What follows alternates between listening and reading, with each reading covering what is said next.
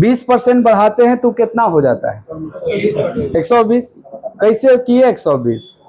Sir जितना बढ़ाना था 100 में जोड़ दिए। तो अगर x बढ़ाना है तो x को ना 100 में जोड़ेंगे। तो बताओ एक संख्या b है, जब ये x% बढ़ेगा तो ये अपने आप का 100 प्लस x% हो जाएगा। क्या इतना का मतलब ये लिखें?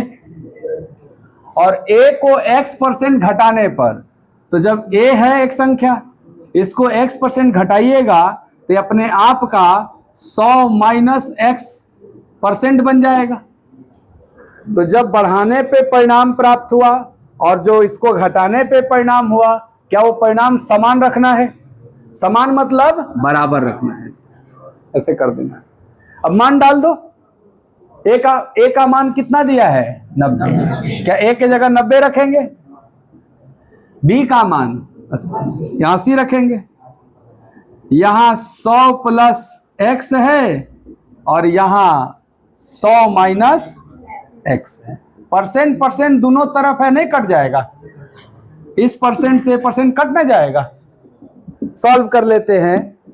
80 का गुणा 100 में होगा 8000 और 80 का x में होगा 80x। 90 का 100 में होगा 9000 और 90 का x में होगा 90x। अगर x निकालना है, एक साइड करेंगे ना x को, तो इधर 80x है और इधर माइनस 90x है। इसको इधर लाएंगे तो ये 80 में जुड़ जाएगा कि घट जाएगा? तो 80 अब प्लस 90 170 x हो जाएगा। ये 8000 है, ये 9000 है। 8000 को उधर भेजेंगे तो 9000 में घट जाएगा। कितना हो जाएगा? 1000 हो जाएगा। तो यहां से x की जो वैल्यू आएगी, एक जीरो कट जाएगा। क्या x का वैल्यू केवल 100 बटा में 17 भाग लग जाएगा इसमें। x नहीं चाहिए मुझे, 50 का x% चाहिए। क्या चाहिए? 50 का मतलब गुणा x% चाहिए ना आपको। तो x के जगह यही पुट करिएगा। चलिए 50 गुणे x के जगह 100 बटा 17। अच्छा परसेंट भी ना, ये परसेंट का मतलब है 1 बटा 100 हो जाएगा। जैसे परसेंट हटेगा तो 100 बटा 17 में जो परसेंट लगा है ये हटाइएगा तो 1 बटा 100 का ना गुणा हो जाएगा। अब देखिए, आप कहते हैं 100 से 100 कट गया, भाई 51 होता तो 17 तिया 51 होता।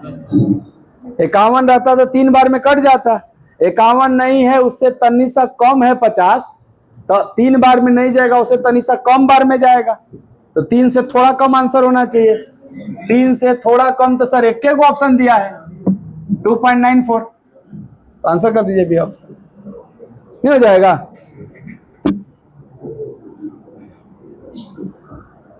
बोलिए क्लियर हुआ? ये लिखना आना चाहिए नहीं, इक्वेशन ये लिखिएगा, सॉल्व हो जाएगा आराम से। यानी आधार गुणे ऊंचाई होता है ना। ये बताओ कि आधार में परसेंट चेंज दिया है, ऊंचाई में भी दिया है, एक्से दिया है और एरिया में भी दिया है। इन तीनों में परसेंटेज चेंज जो है वो इस 1/2 के वजह से कुछ उस पर फर्क पड़ेगा? सर 1/2 तो एक कांस्टेंट नंबर है ना। अरे छोटका त्रिभुज का क्षेत्रफल निकालो तब वो यही फॉर्मूला लगेगा, बड़का त्रिभुज का क्षेत्रफल निकालो तब वो यही फॉर्मूला लगेगा।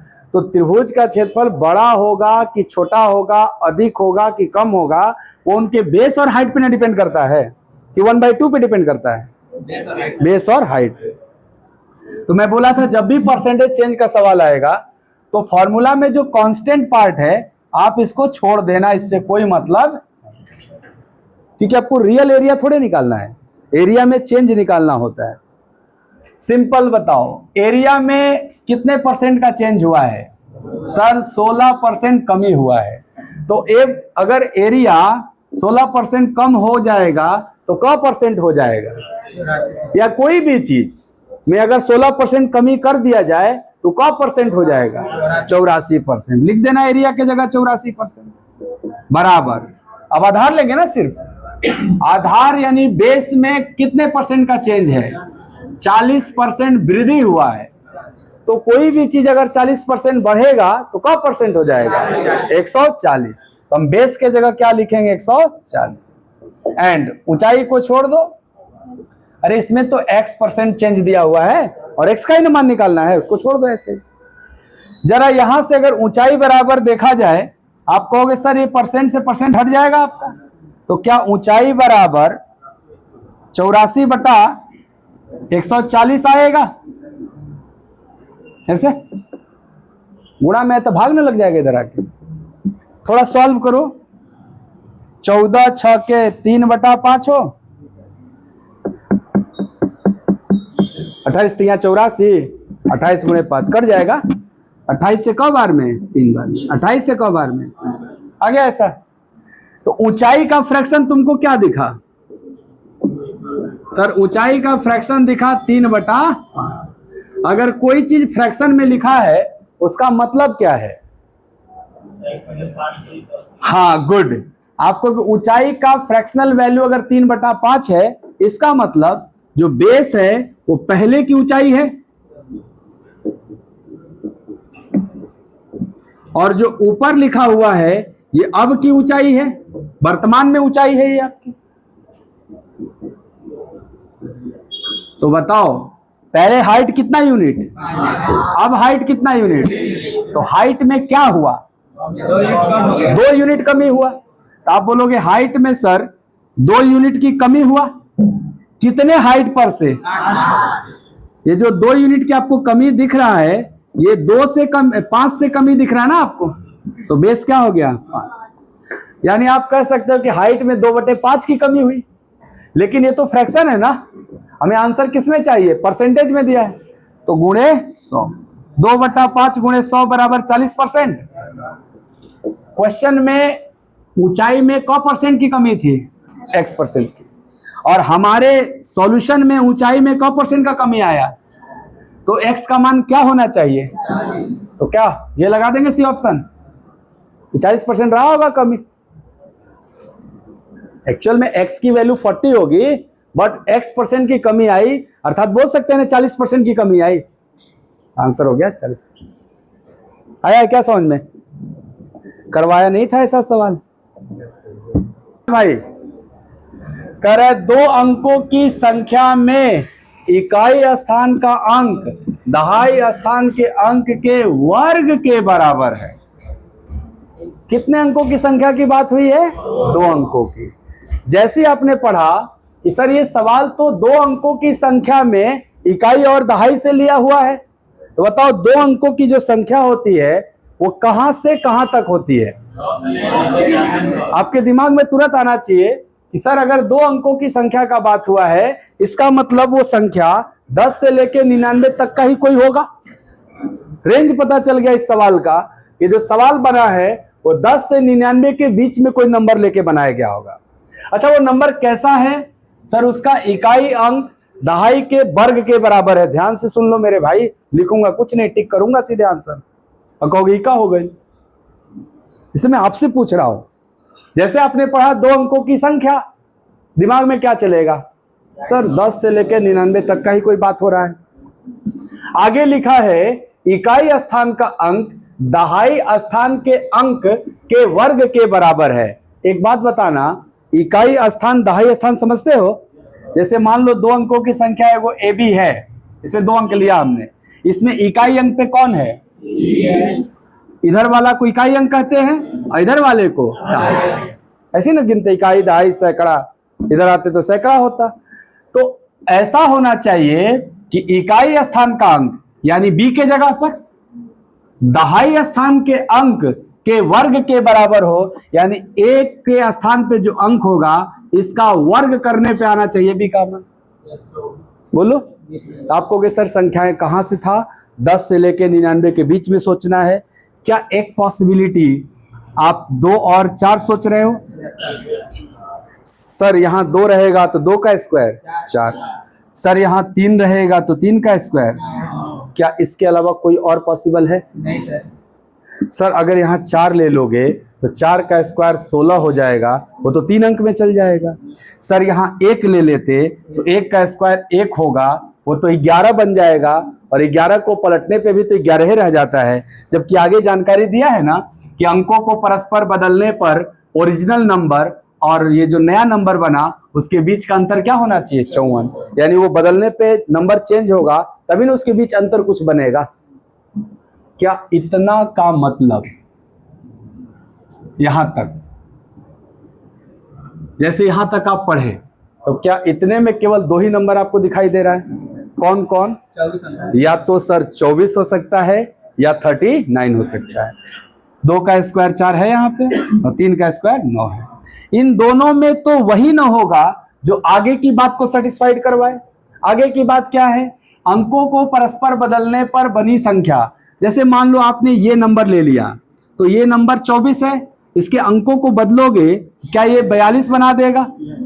अंकों को परस्पर बदलने का मतलब ये है कि इकाई वाला चला जाए दहाई पे और दहाई वाला चलाए इकाई पे, इसी को बोलते हैं अंकों को परस्पर बदल दो। तो बताओ, जब इसको बदलोगे तो ये नया संख्या बना 42 और मूल संख्या 24 लिए थे। क्या 42 और 24 का अंतर कभी 54 होगा? इसका मतलब ये संख्या हम नहीं ले सकते, 24 पे सेटिस्फाइड नहीं है। तो अगला हमारा नंबर 39। क्या 39 के अंकों को बदलेंगे तो 93? ये बताओ 39 और 93 का अंतर क्या 54 आएगा? घटा के देख लो भाई, आ गया सर।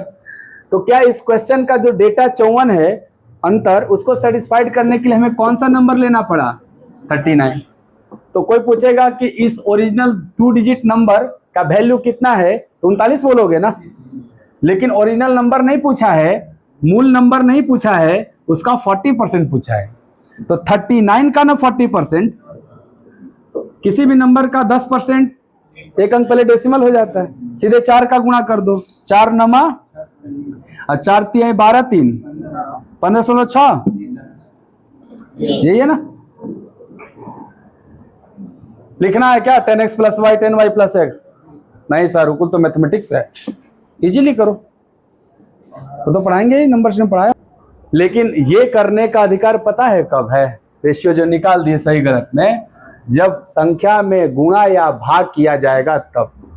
अगर संख्या में जोड़ दिया तो भाई जोड़ोगे तो रेशियो बनेगा, इसीलिए उसका आंसर कैन नॉट डिटरमिन हो जाएगा। जब आपको गुणा करने को बोले तभी आप रेशियो निकालना, क्योंकि आपको रेशियो में गुणा करने का अधिकार होता है, भाग देने का अधिकार होता है, परंतु क्या रेशियो के टर्म में जोड़ने का अधिकार होता है आपको?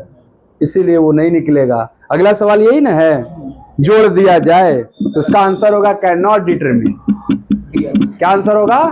ज्ञात नहीं कर सकते। क्यों? क्योंकि सर आप जो गुणा किए हैं वो किसी न किसी संख्या में न किए हैं, वो दोनों में ऐसे था इसीलिए कट गया है। परंतु अगर जोड़ की बात होगी तो सर x में 3/4 जोड़ेंगे और इधर भी x में 7/5 जोड़ेंगे। अब इसका रेशियो निकालेंगे, क्या x कट पाएगा? इसीलिए ऐसे सवालों में C and D can not determine. समझ में आ रहा होगा? लेकिन जब गुणा या भाग देगा तो डिटरमिन हो जाएगा, क्योंकि गुणा, हाँ, जैसे मान लो भाग देता तो क्या हम इस 3/4 को 4/3 लिख देते? x बटा में 3/4 मतलब 4/3 हो जाता है, और ऐसे कर दो क्रॉस में। भाग देगा तो फ्रैक्शन पलट जाएगा, गुणा देगा तो सीधा सीधी रहेगा, और जोड़ घटाव देगा तो नहीं ज्ञात कर सकते। क्यों? क्योंकि रेशियो ही नहीं निकलेगा। क्लियर? अगला सवाल जोड़ घटाव वाला है ना, तो आंसर क्या होगा? Can not determine. Good. Try कर रहे हैं कि मैं बताऊं? कोशिश करिए, थोड़ा रुके हैं, थोड़ा कोशिश करिए। तो सवाल पढ़ लिए ना आप?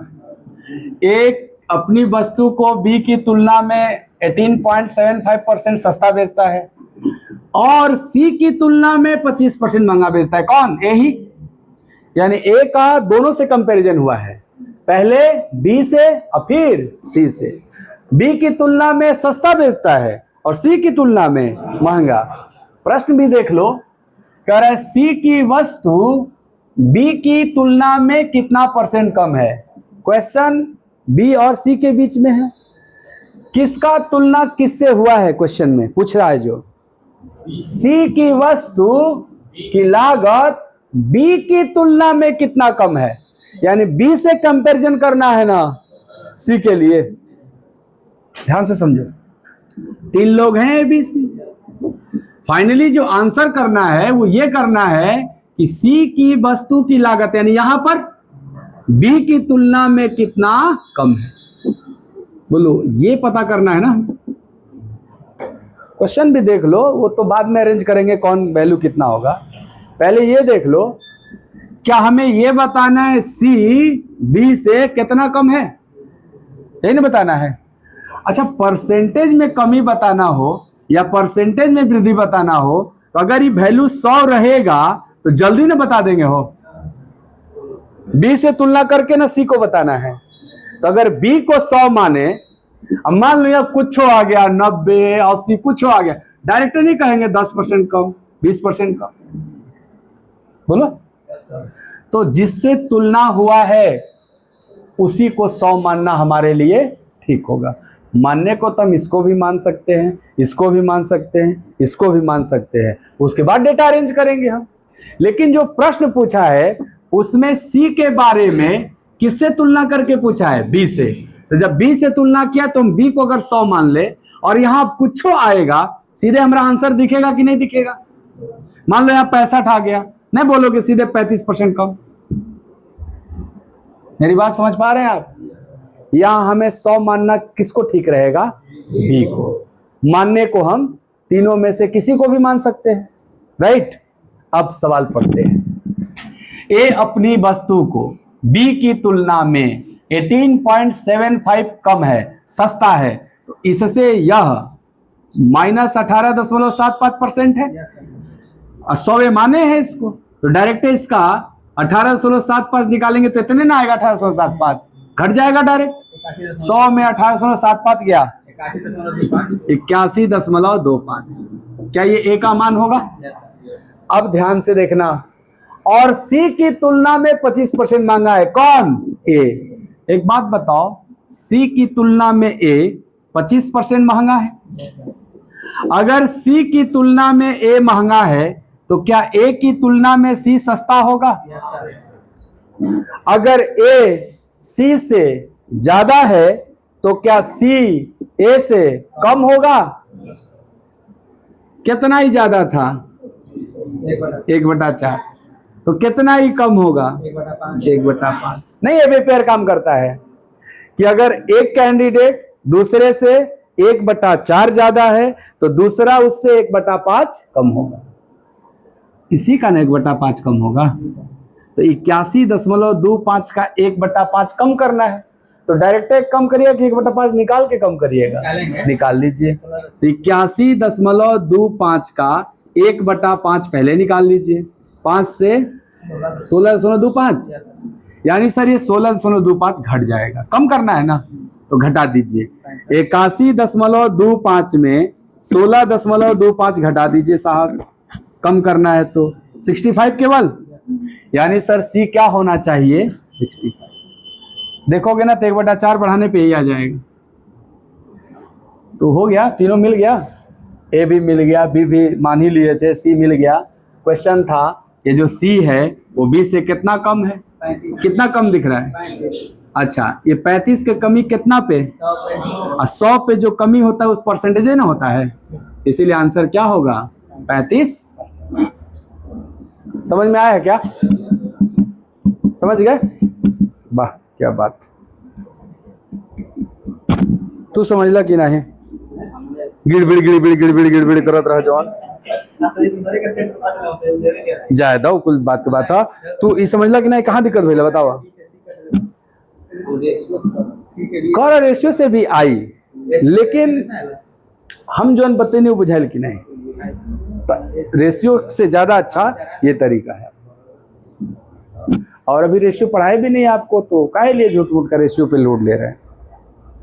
पहले ए बी का रेशियो निकलले होगा, फिर ए सी का निकलले होगा, और दोनों में ए के बराबर कैले होगा, तब ए बी सी का रेशियो आयल हुई। उससे पहले मन का आंसर आ गई। सवाल तो अलग अलग तरीके से बनता है। बुद्धिमानी तो इसमें है ना कि इस सवाल को जल्दी कैसे बना लिया जाए। रेशियो से भी बन जाएगा, पहले ए बी निकाल लेना, फिर ए सी निकाल लेना, ए को बराबर कर देना, ए बी सी निकल जाएगा, अब बी सी देख लेना, रेशियो से भी बन जाएगा। क्यों बी को ही 100 माने, समझ में आया ना। कुल कैलकुलेशन बुझाइल है 1/4 1/5 सबको बुझाया है, काहे की 1/, सर इधरिया से इधरिया 1/4 हुआ है, इधर से उधर जाने पे 1/5। तो इसका 1/5 निकाल के क्या माइनस ना, माइनस कर देंगे तो सी निकल जाएगा। देख लेंगे बी से सी कितना कम है, वो तो पूछा है क्वेश्चन। क्लियर। दशमलव देख के डरना नहीं है। 18.75 देख के काहे डरेंगे, 100 में से घटाना ही तो था इसको बस।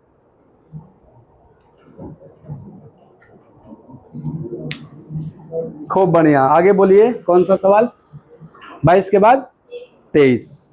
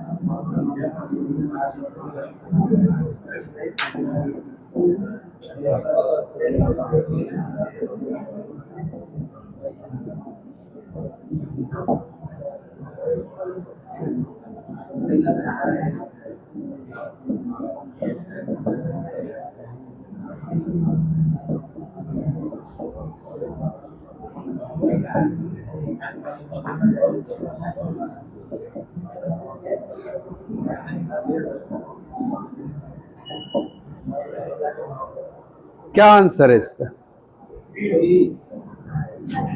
हाँ, ये प्रश्न में दिया है एक घनाभ की लंबाई चौड़ाई ऊंचाई का अनुपात है 4:3:2। इनमें क्रमशः मतलब पहले लंबाई में, फिर चौड़ाई में और फिर ऊंचाई में। लंबाई में 150%, चौड़ाई में 100% और ऊंचाई में 50% बढ़ा दिया जाए। क्या कर दिया जाए, बढ़ा दिया जाए। तो जो नया आयतन होगा वो क्या हो जाएगा, यानी पुराना जो आयतन था उसका नया आयतन कौ गुना हो जाएगा, ये पूछना चाह रहा है।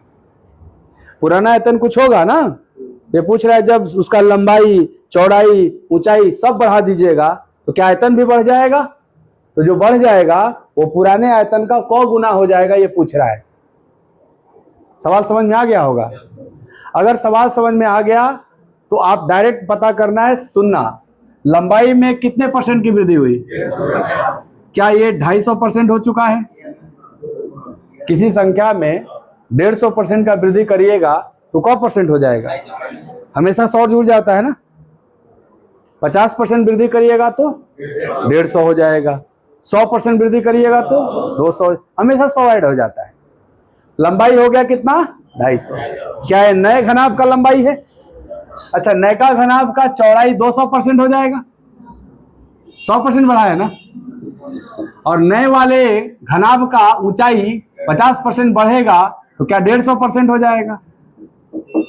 ये क्या है सर? नए घनाभ का लंबाई, ये नए घनाभ का चौड़ाई और ये नए घनाभ का ऊंचाई। अगर तीनों को कर दे मल्टीप्लाई तो क्या नए घनाभ का आयतन आ जाए? करते हैं। परसेंट का मतलब बटा में 100 होता है ना, तो क्या इस 1% से 2 जीरो खत्म? सर एगो इहो परसेंट से एक है 2 जीरो खत्म। क्या बचा? हेजिंग 25%, हाई परसेंट थोड़े गायब हुआ है।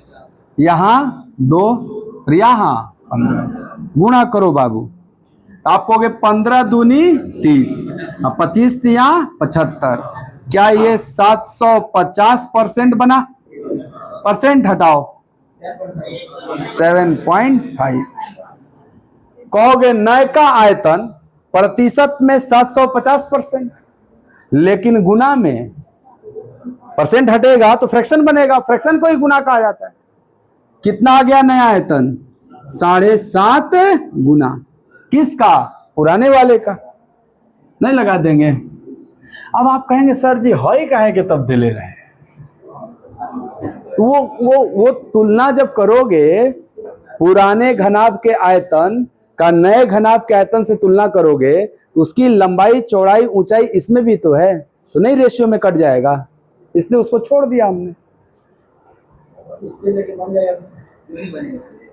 कहीं नहीं बनी, एकदम बनी। तू नहीं समझ ला हमारी बात। LBH होला ना, तो तू करबा ना 4 गुणे 3 गुणे 2 पहले आयतन था, अब करबा ना कि 4 का 250% लंबाई, 4 न बढ़ा, गुणे 3 का 200% चौड़ाई, गुणे 2 का 150%।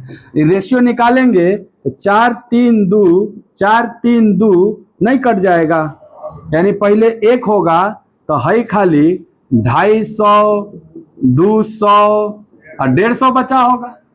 फिर एक एक काट पीट मचाओगे तो यहाँ 1 तो यहाँ आएगा 750%। काट पीट के पॉइंट का हटा दोगे ये 1 तो ये 7.5, यानी आप कहोगे ना कि पहले आयतन क्या था 1, अब कितना है 7.5, तो क गुना है 7.5 गुना ना है जी।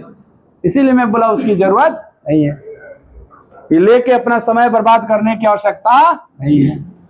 तो प्रश्न यहां आ गया है कि इस प्रश्न का उत्तर देने के लिए क्या इसका इस्तेमाल करना जरूरी है? तो आप कहोगे नहीं। मान लो ये प्रश्न पूछ लिया जाए आपसे, ये जो बताना है क्वेश्चन, इसके लिए data number 1 and data number 2 में कौन पर्याप्त है? आप कहोगे डेटा नंबर 2, केवल परसेंटेज वाला पर्याप्त है। समझ गए? अब तो ऐसे डायरेक्ट निकाल देना। बाकी ये क्यों नहीं लिए समझा दिए ना, कट जा रहा है ना दोनों तरफ।